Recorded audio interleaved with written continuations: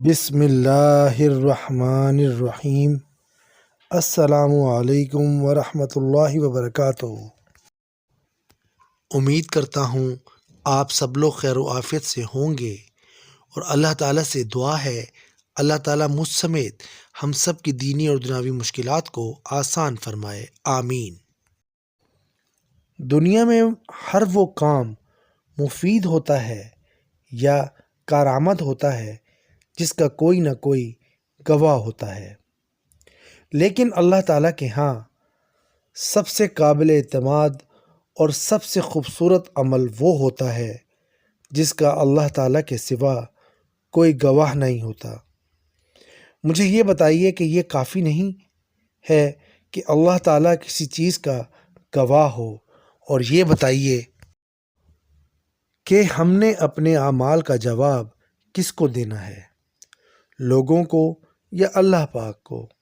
اور یہ ایک بات میری لازمی یاد رکھیے گا، جو لوگ اللہ تعالیٰ کو گواہ بناتے ہیں، اللہ تعالیٰ ان لوگوں کو کبھی رسوا نہیں ہونے دیتے، کبھی گرنے نہیں دیتے۔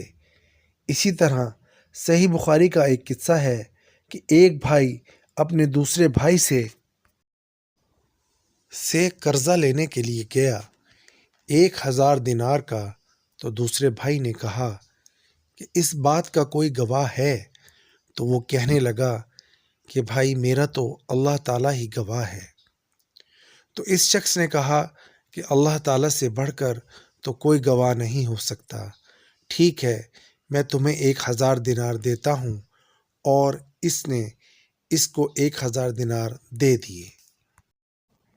جب وقت گزرا اور جب قرض واپس دینے کا وقت آیا، تو وہ شخص اللہ تعالیٰ سے دعا کرتا ہے کہ اللہ تعالیٰ میں کیا کروں گا کہ آپ میرے گواہ تھے، اور اب میں نے قرض بھی واپس کرنا ہے کیونکہ اللہ تعالیٰ کو گواہ بنایا تھا۔ چنانچہ وہ سمندر کے کنارے گیا کیونکہ قرض واپس کرنا تھا، تو کشتی میں بیٹھ کے جا کے اس نے قرض واپس لوٹانا تھا، تو انتظار کرتا رہا، لیکن کوئی کشتی وہاں پر نہ آئی۔ پریشان ہو گیا، کیونکہ جب کسی نے اللہ تعالیٰ کو گواہ بنایا ہو تو اس کے دل میں اللہ تعالیٰ کا خوف ہوتا ہے۔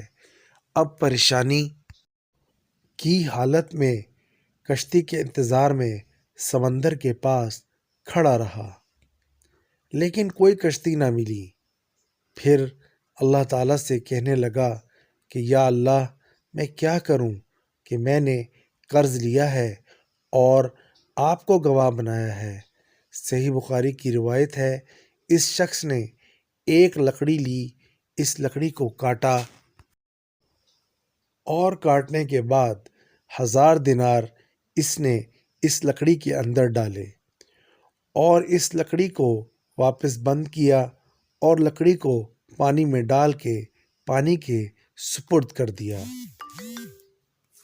ساتھ میں کہنے لگا کہ اے اللہ، گواہ بھی آپ ہی تھے میرے، اور آپ نے ہی اس لکڑی کو دوسرے کنارے تک پہنچانا ہے۔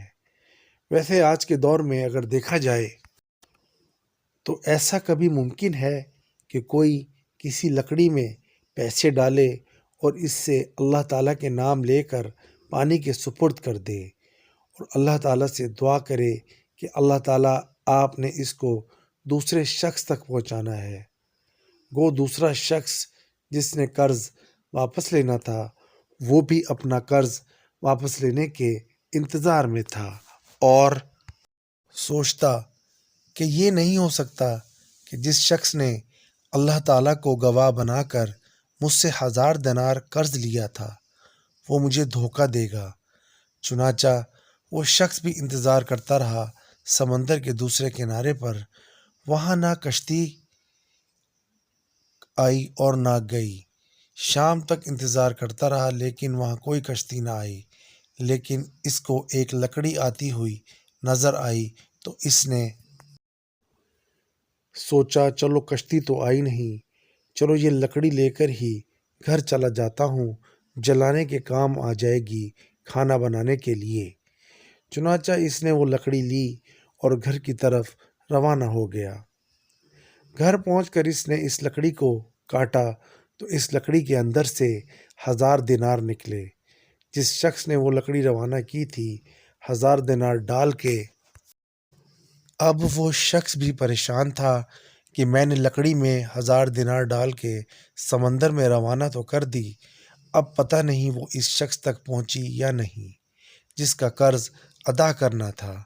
تو وہ شخص اگلے دن جب اسے کشتی ملی تو وہ 1000 دینار لے کے اس شخص کے پاس دوبارہ سے گیا جس شخص سے اس نے 1000 دینار کا قرض لیا تھا۔